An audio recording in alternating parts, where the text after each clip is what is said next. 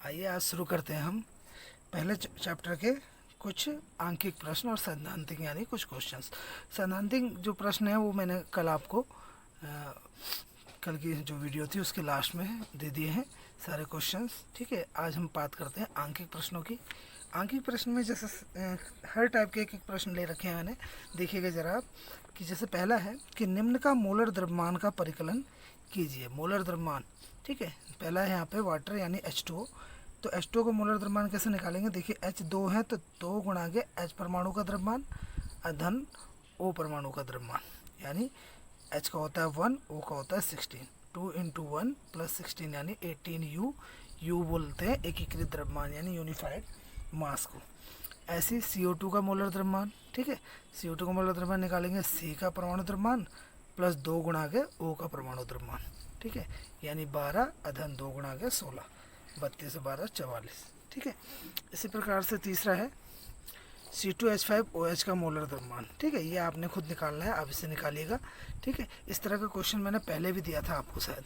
चलिए, ये क्वेश्चन मैंने पहले दे रखा तो इसलिए इसका आंसर ही दिखा देते हैं आपको।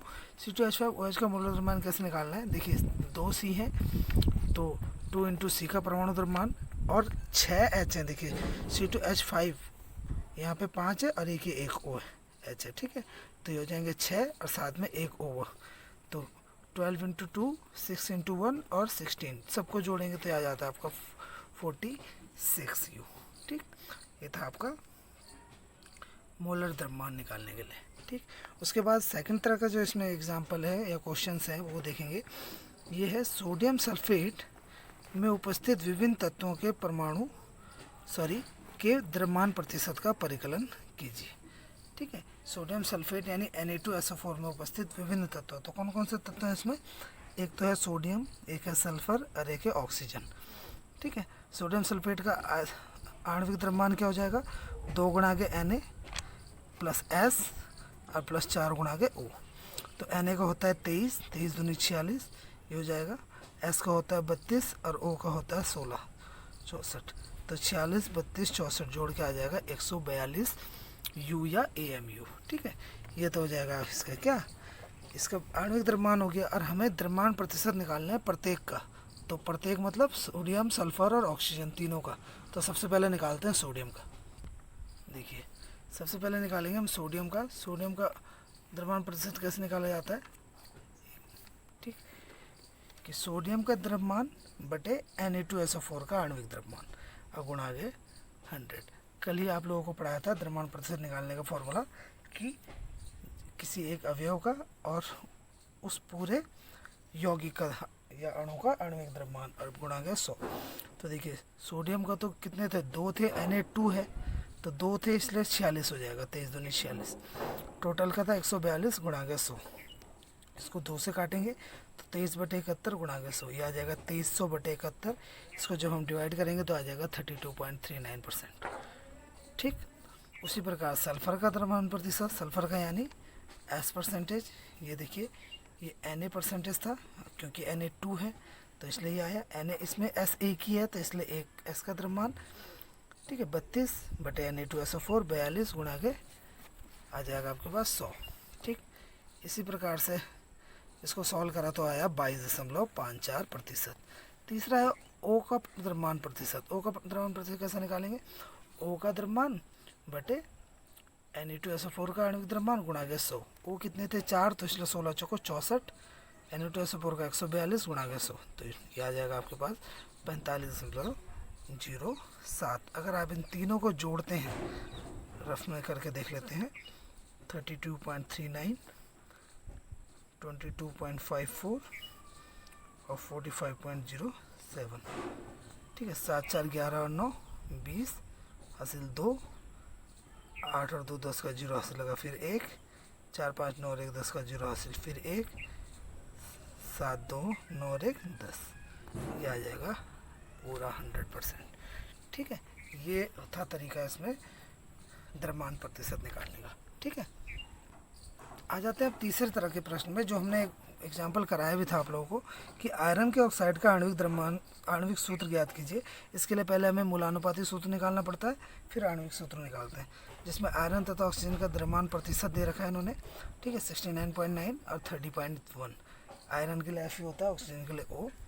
आयरन का परमाणु द्रव्यमान हमें याद रखना पड़ेगा, ठीक है, या फिर आपको क्वेश्चन में दिया रहता है कई बार 56 और O का जैसे हमें याद है 16, ठीक है। पहले हम क्या करते थे, प्रतिशतता बटे परमाणु द्रव्यमान, यानी जितने प्रतिशत हो उसे परमाणु द्रव्यमान से भाग दे देते थे, यह आएगा 1.25। इसमें भी देंगे तो यह आ जाएगा 1.88। इन दोनों में जो छोटा है उससे दोनों में भाग दे देंगे। 1.25 छोटा था, इसी में दे दिया भाग, और यहाँ भी दे दिया, तो यह आ गया 1 और 1.5। लास्ट में आता है पूर्ण अनुपात।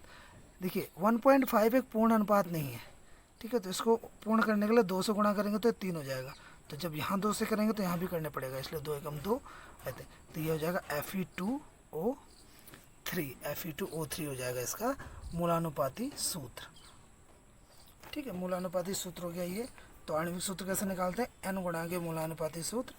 n मतलब क्या कहते हैं, n हम निकालते थे दी हुई संख्या के हिसाब से। अगर इसमें आणविक सूत्र या उसका द्रव्यमान दिया है तो हम डिवाइड करते हैं, लेकिन यहाँ पे n क्या है, n आ जाएगा 1, तो Fe2O3, तो ये आ जाएगा Fe2O3 इसका आणविक द्रव्यमान भी होगा, ठीक है। ये था आपका थर्ड क्वेश्चन।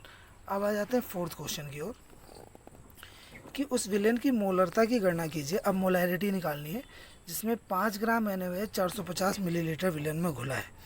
विले का मोलर द्रव्यमान दे रखा है 40 ग्राम पर मोल, ठीक है। 40 कैसे हुआ, NaOH जो है उससे हमने काउंट करा 40। देखिए Na का होता है 23, इसका होता है 16, 23 से 16 हो जाएगा आपका, काउंट करिए, 23, 16 और 1 17, 23 से 17 जुड़ के हो जाता है 40, ठीक है। तो देखिए विले का भार दे रखा है WB 5 ग्राम, विले का मोलर द्रव्यमान MB अभी अभी हमने ज्ञात किया 40 ग्राम पर मोल, विले का आयतन भी दे रखा है 450 ml। तो मोलरता निकालनी है। मोलरता क्या होती है, विले के मोल का मोल बटे विलयन का आयतन, इनका आयतन अगर ml में है तो गुणा के 1000।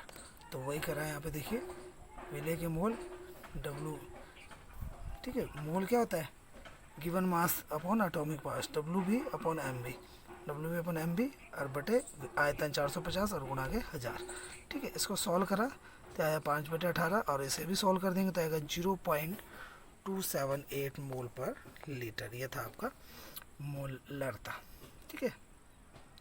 अब एक और लास्ट क्वेश्चन देख लेते हैं, मोल प्रभाज, मतलब मोल प्रभाज की बात कर रहे हैं, ठीक है। तो देखिए क्वेश्चन देखिएगा कि 80 ग्राम जल तथा 90 ग्राम मेथिल अल्कोहल के मिश्रण में दोनों के मोल प्रभाज ज्ञात कीजिए, ठीक है। मोल प्रभाज होता क्या था कि किसी विशेष घटक के मोलों की संख्या बटे विलयन के में उपस्थित कुल मोलों की संख्या के अनुपात को हम बोलते थे उस विशेष घटक का मोल प्रभाज, ठीक है। तो देखिए यहाँ पे 2 घटक हैं, एक तो जल है और दूसरा है मेथिल अल्कोहल। जल का भार दे रखा है 80 ग्राम और मेथिल, ठीक है, अल्कोहल का भार दे रखा है 90 ग्राम। जल का अणुभार क्या होता है आपको पता है, H2O का अणुभार होता है H 2 है तो 2 और O का होता है 16 यानी 18 ग्राम पर मोल, और मेथिल अल्कोहल का होता है 32 ग्राम मोल। कैसे, ये भी आपको दिखा देते हैं। मेथिल अल्कोहल होता है CH3OH, ठीक है, मेथिल अल्कोहल CH3OH होता है। तो देखिए C है 1 बार यानी 12 प्लस O है 4 यानी 4 और 16, ठीक है। 12 और 4 हो जाएगा 16 और 4 हो गया 20, 20 और 12 32 ग्राम पर मोल, ठीक है। ये आ जाएगा आपका मेथिल अल्कोहल का अणुभार, ठीक। तो मेथिल अल्कोहल का मोल प्रभाज निकाल लेते हैं पहले। तो यह आ जाएगा आपका, अगर हम इसको A माना है इसको B माना है तो NB upon Na plus NB, ठीक है। और NB कैसे निकालते हैं, मोलों की संख्या कैसे निकालते हैं, NB बराबर होता है आपको पता है दिया गया भार बटे अणुभार, ठीक है। वैसे ही Na भी होता है दिया गया भार बटे अणुभार, ठीक है। तो वही कर रखा है, NB की जगह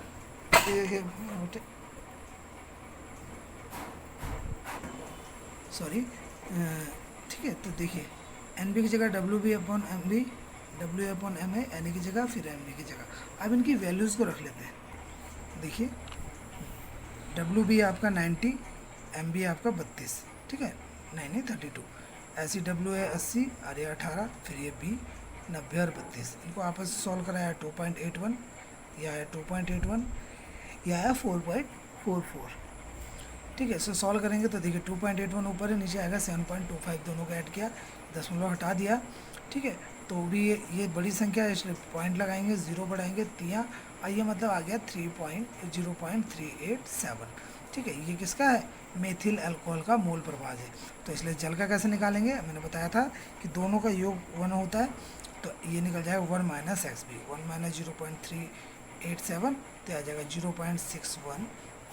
तो इस तरीके से आपका क्या है, ये सारे टाइप के क्वेश्चन हमने कर लिए। तो इसी के साथ आपका पहला अध्याय यानी रासायनिक विज्ञान की कुछ मूलभूत अवधारणाएं जो है वो समाप्त होता है। ठीक है, उम्मीद है आप लोगों को समझ आया होगा। अगर कोई भी दिक्कत हो या परेशानी हो या कोई प्रश्न है आप लोगों के, तो आप कमेंट करके मुझे पूछ सकते हैं, बता सकते हैं। ठीक है, आज के लिए बस इतना ही।